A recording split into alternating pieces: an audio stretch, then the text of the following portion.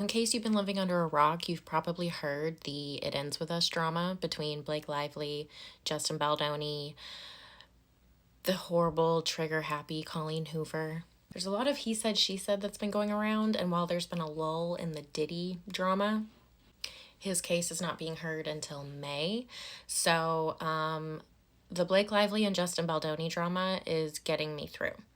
This is what I love to stay up late and watch TikToks about and study. So I'm going to break down all of the drama and all of the he said, she said, and what's actually going on because it's pretty confusing. The TLDR is that Blake Lively filed a complaint, not a lawsuit. I am going to link in the comments a video by Reb for the Rebrand, who is a lawyer who breaks down all the legal jargon and says this is not a lawsuit, this is a complaint Lively has filed. Justin Baldoni has now, his lawyer has announced that he is going to file a counterclaim, which will then likely lead to Lively filing an actual lawsuit. So what is the complaint about? Blake Lively is accusing her co-star and director of the film, Justin Baldoni, of sexual harassment and his studio, Wayfair, for creating a hostile work environment. Now, could this be the next Amber Heard and Johnny Depp trial? The short answer is yes, because the media interest is there, the public interest is there. Hello. Everything's adding up. It's all feeling all too familiar, to the extent that Amber Heard actually pinned a little letter she posted to social media for Blake Lively based on what she's gone through, and in light of Justin Baldoni hiring Johnny Depp's lawyer.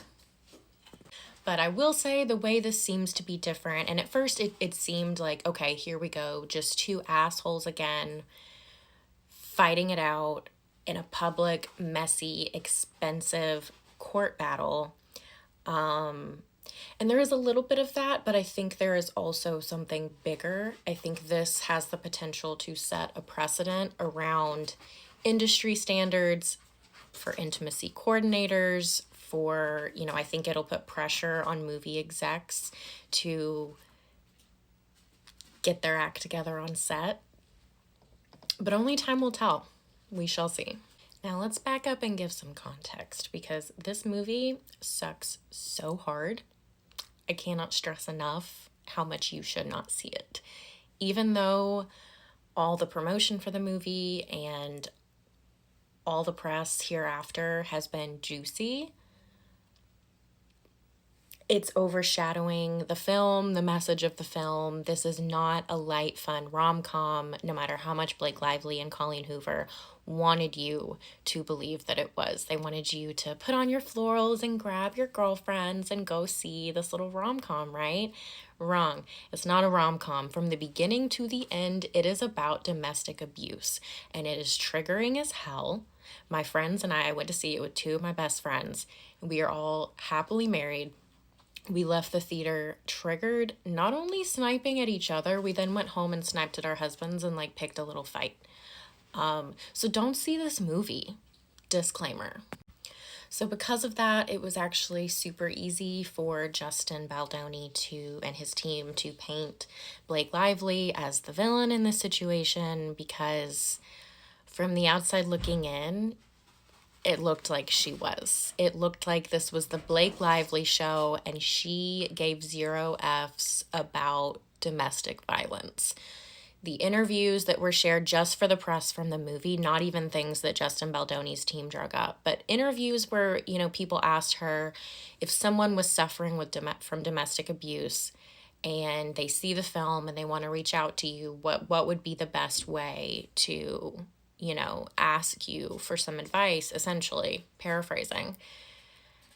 And she was an asshole back and was like, oh, should I give them my number? Do you just want me to give a stranger my number?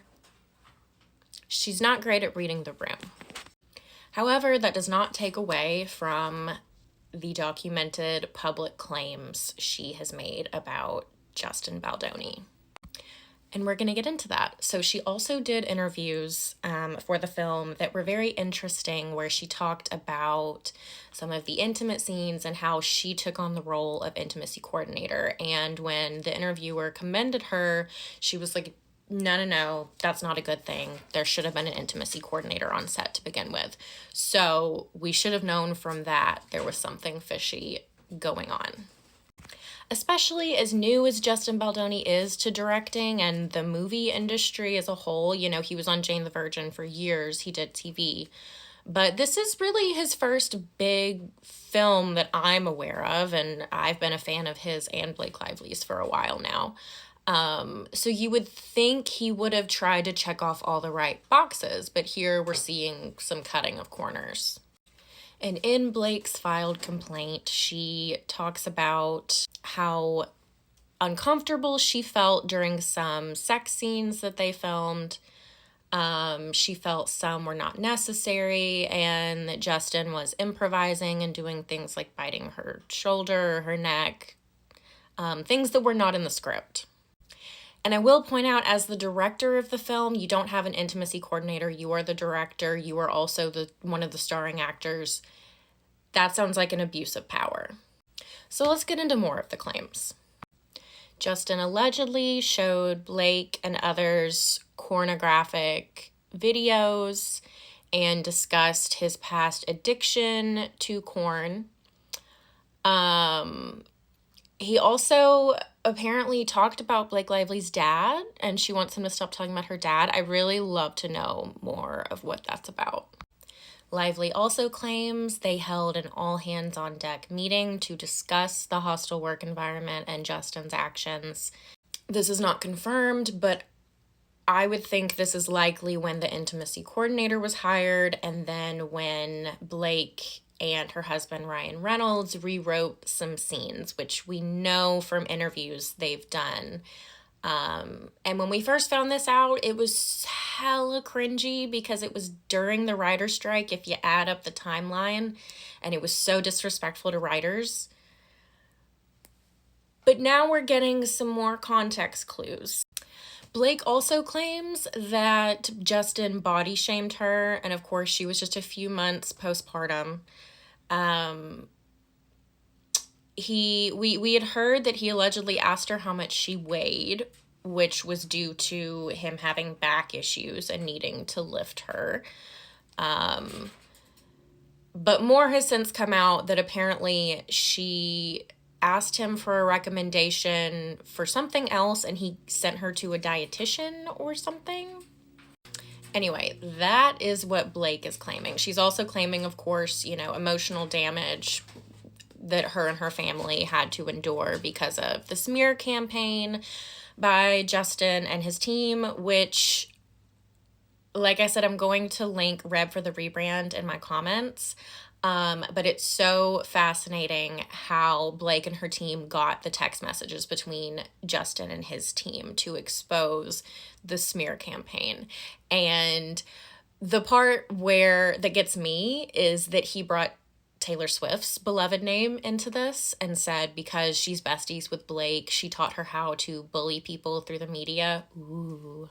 And now Justin's lawyer is claiming that this is a smear campaign and that their evidence is going to set the record straight. Time will tell when he files his counterclaim. It is worth noting that Blake Lively is worth a lot more than Justin Baldoni. She is significantly wealthier, has significantly more resources. So if he does decide, which it seems like he has, to continue with this and then it turns into a lawsuit,